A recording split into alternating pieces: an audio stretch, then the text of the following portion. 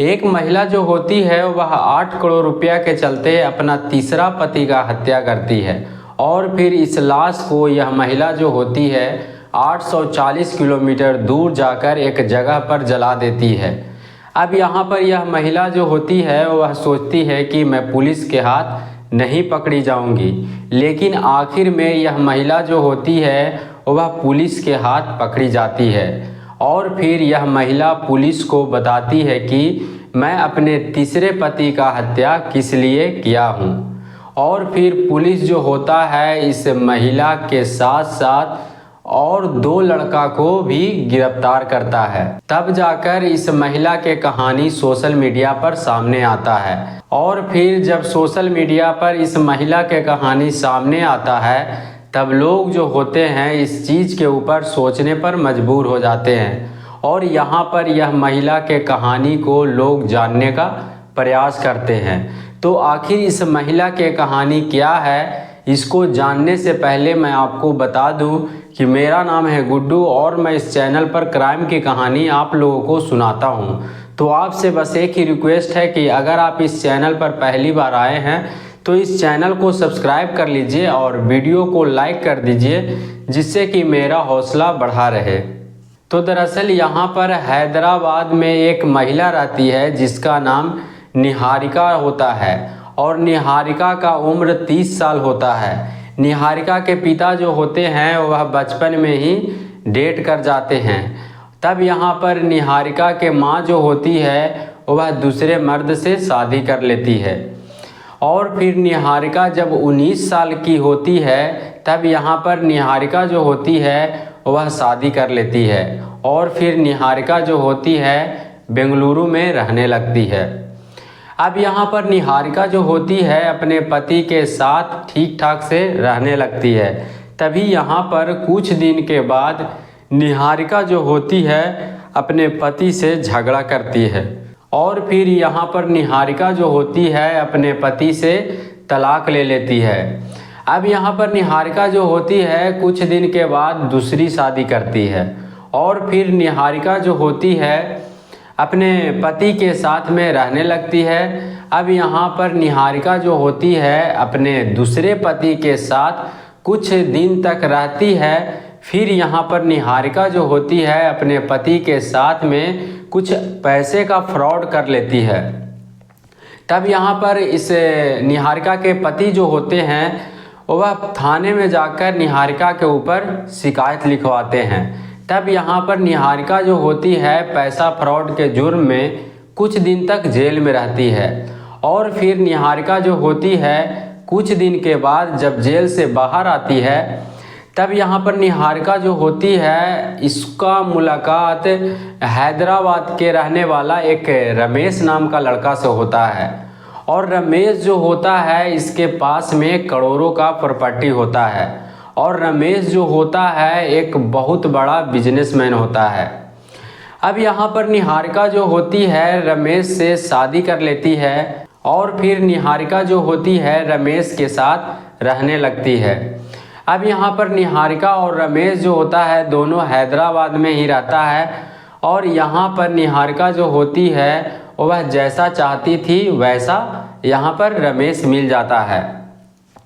अब यहाँ पर रमेश के पास में करोड़ों का संपत्ति रहता है और बहुत बड़ा जो रमेश रहता है वह बिजनेसमैन होता है।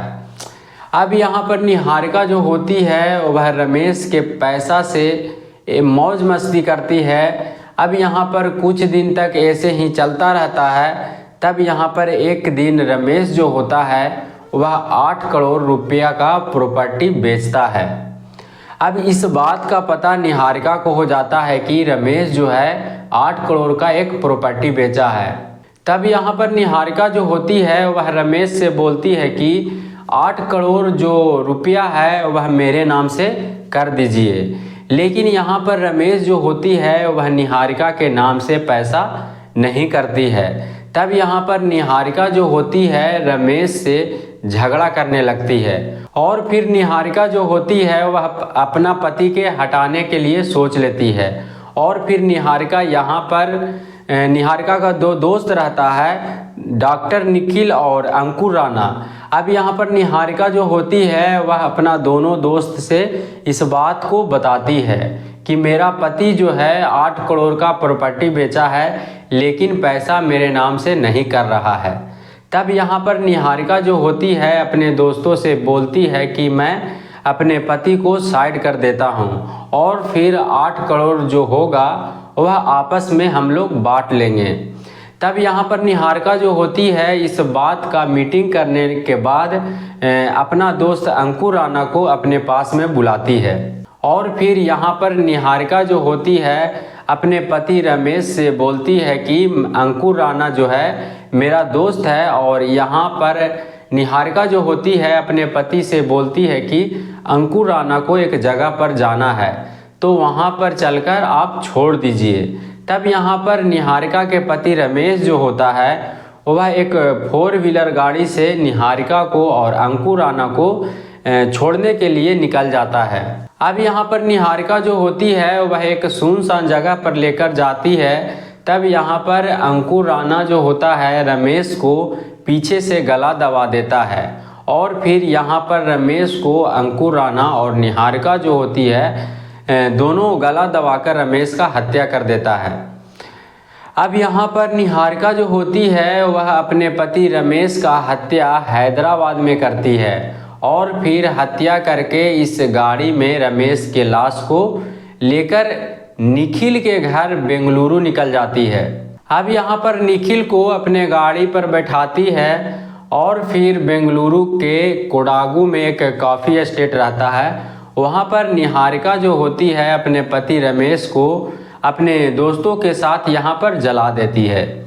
तो आप सोच सकते हैं कि निहारिका जो होती है वह हैदराबाद में अपने पति का हत्या करती है और फिर हत्या करने के बाद 840 किलोमीटर तक अपने पति के लाश को लेकर जाती है, लेकिन फिर भी रास्ते में कोई इस गाड़ी को नहीं पकड़ता है, यहाँ तक कि काफ़ी टोल टैक्स भी मिलता है। अब यहाँ पर निहारिका जो होती है रमेश के लाश को जलाने के बाद अपने घर चली जाती है और फिर निहारिका जो होती है वह पुलिस स्टेशन में जाकर अपने पति रमेश के लापता होने का शिकायत लिखवाती है। अब यहाँ पर पुलिस जो होता है रमेश को खोजने में लग जाता है, लेकिन यहाँ पर रमेश जो होता है नहीं मिलता है। तब यहाँ पर बेंगलुरु के कोडागू में एक कॉफ़ी एस्टेट रहता है जहाँ पर पता चल जाता है कि एक आदमी को जला दिया गया है और फिर यहाँ पर पुलिस जो होता है इस लाश के बारे में पता करने लगता है। तब पता चलता है कि इस लाश को एक गाड़ी से लाया जाता है और वह गाड़ी जो होता है रमेश के नाम से होता है और यहाँ पर हैदराबाद में निहारिका जो होती है अपने पति के लापता होने का शिकायत लिखवाती है।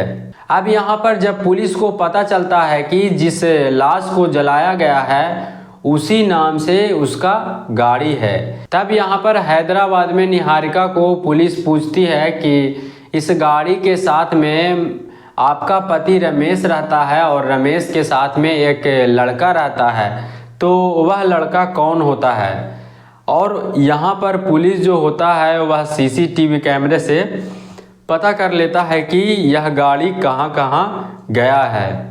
तब यहाँ पर पुलिस को निहारिका के ऊपर शक होने लगता है और फिर पुलिस जो होता है शक के आधार पर निहारिका को गिरफ्तार करके थाने लेकर चला जाता है।